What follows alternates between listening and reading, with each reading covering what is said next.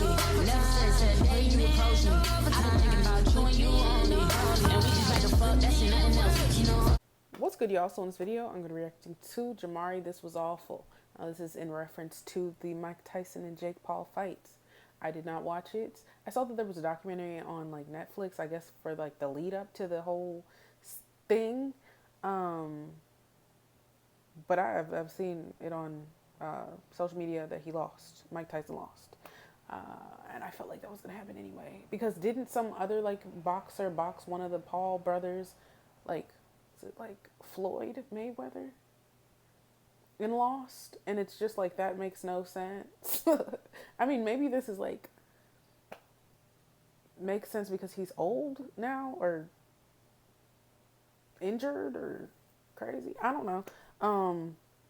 But other than that, I don't, they probably just paid him, right? Probably just paid him. So it'll give Jake Paul good press and then Mike Tyson money.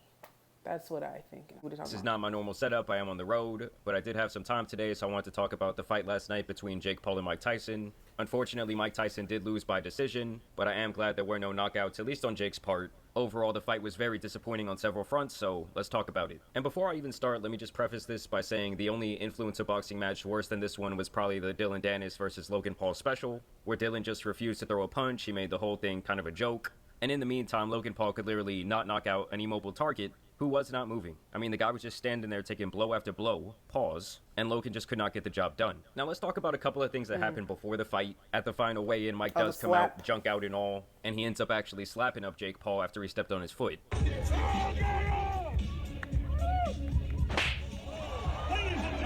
Or saying it was set up. Some people found it strange that Jake kind of crawls up on all fours like a gorilla. I mean, I don't know about you guys, but Mike looks pretty genuinely pissed right there. This is what Jake would say after getting slapped. I didn't even feel it. He's angry. He's an angry little elf. He's an angry what? Little elf. Mike Tyson, I thought that was a cute slap, buddy, but tomorrow you're getting knocked out. I'm f***ing him up, Burial. I'm f***ing him up. He hits like a... Like, I get it, like, because this is, like, I don't know if they, like, set it up a certain way or whatever. Like, it's supposed to be kind of that entertaining, like, fueled, whatever, like, kind of like WWE, where it's not real, but they're, like, kind of big it up or whatever. This is what this feels like, a little bit, like, all that he's doing, like, Personal now! It's personal now! He must die!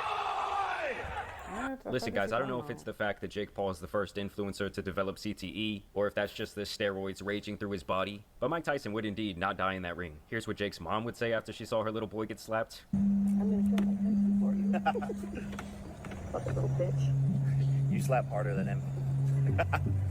He's like, remember all those times you abused me, Mom? Then Jake started talking really crazy before the fight, saying, I believe I could beat Mike Tyson during any phase of any part of his career. My guy, if you went into the ring with like a 25 to 35-year-old Mike Tyson, he would have literally flatlined you in 10 seconds. Like, let's say back in the 80s or 90s, this would be like a popular musician or a popular movie star wanting to box Mike. You know how much back then that absolute killer would have loved to just fuck someone like this up? He probably would have done this shit for free. Before the fight, Mike even had his whole ass out. What's your prediction? yeah, what? Vicious win. Vicious win? Thank you, Dad.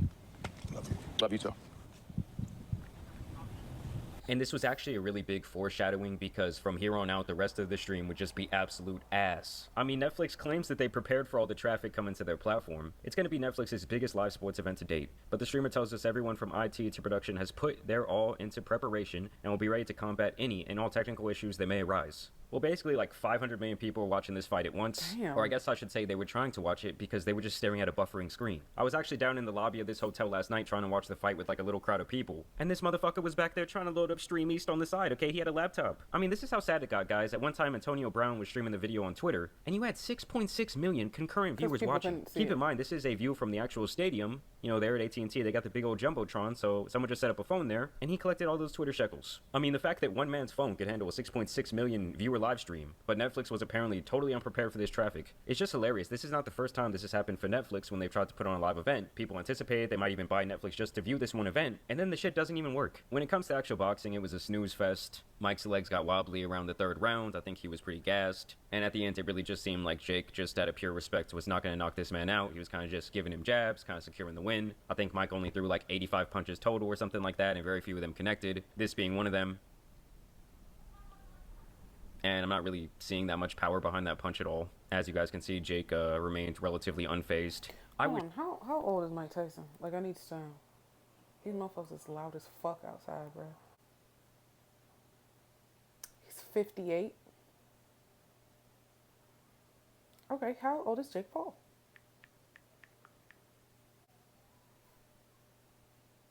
So he was fighting somebody 31 years older than him. I need to know how old. What are senior citizens like? What? Okay.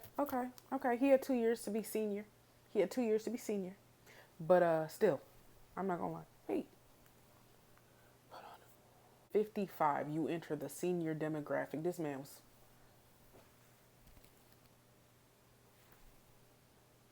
The fuck did we just witness? What? It's so bad that someone would just sleep this guy. He keeps calling out Canelo. Listen, Canelo, I know you're like a charity man. I know you like to do things for the local community. I mean, you could put some serious philanthropy on your resume by knocking this motherfucker out. And this is how you know this shit was so fake. At the end of the fight, you know, Jake was bowing down to him for about 10 seconds there.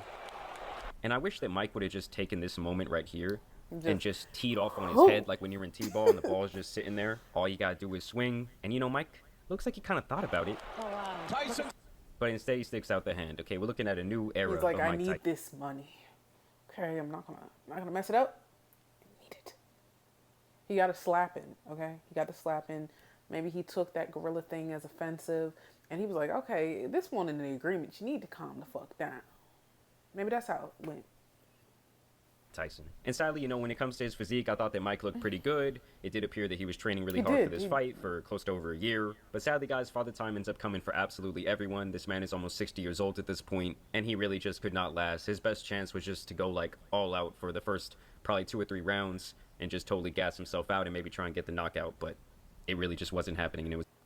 And I'd watched, even though I didn't watch the live event, I watched some of the documentary and him training, and he looked good for, you know, his age. He looked physically fit. His punches seemed to be hitting hard to the trainer or whatever. So, me personally, I felt like it was going to be fake in the way, like, where Mike Tyson could have knocked him out and just didn't for a bag type of thing.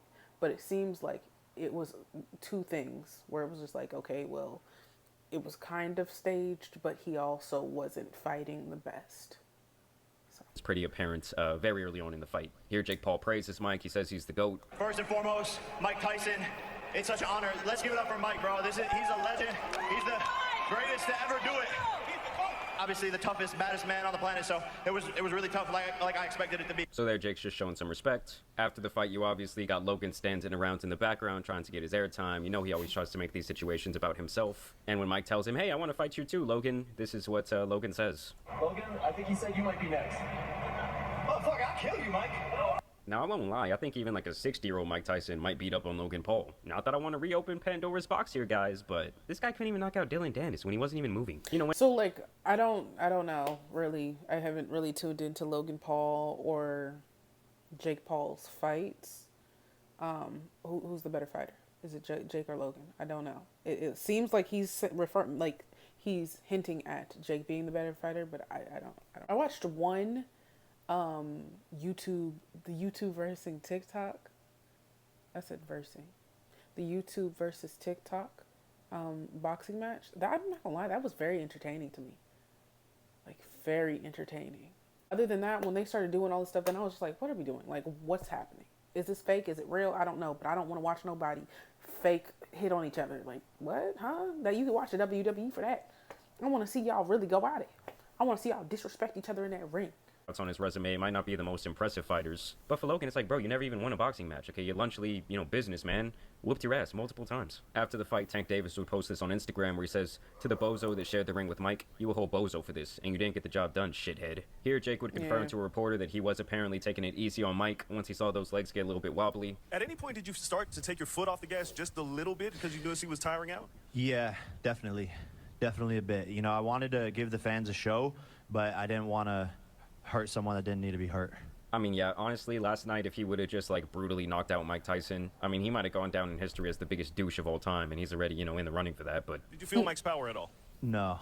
He hit you with one, and you gave him the tongue. but it didn't actually hurt. No one's punches have like really hurt. I got buzzed a little bit against Tommy Fury, but that's about it. This was early in the fight. People were saying, "Oh, Mike Did still he got beat it." Tommy Fury? I remember. Wasn't Tommy on Love Island UK? I remember something with him. Oh, wait. That was his little brother? I don't know. Got it in him. I don't know how Jake claims that this punch cannot have affected him. He's capping. That's that power we wanted to see. Ooh. Other people were saying, yo, this fight had to be rigged. This is nothing like what Mike looked during his sparring sessions, during his training footage. That's what I'm saying. Like, he looked like he was eating. But maybe, I don't know. This is what I was, yeah. I mean, obviously, there's a big difference between going through practice and going into the actual game. I'm sure Yeah, other people you're out there right. who have played sports, not even boxing, but really like anything else, have known guys who were cold Basketball. as fucking practice, but when it came down to the game, they were cheeks. And then after the Well, fight, because it's part of, like, the nerves as well. If you're nervous or if you're not confident and now you're like, oh, there's a whole crowd, bro. Like, I'm scared. Like, that'll really get in your mental. That's why I was an athlete for a while. Like, really, that was good.